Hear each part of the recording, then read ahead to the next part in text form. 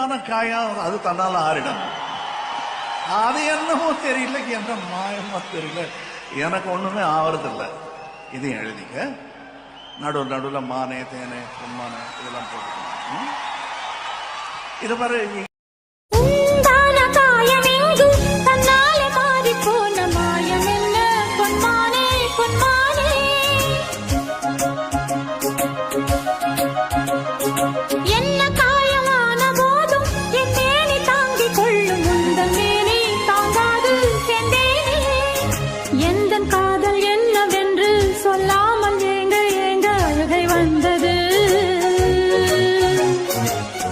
சோகம்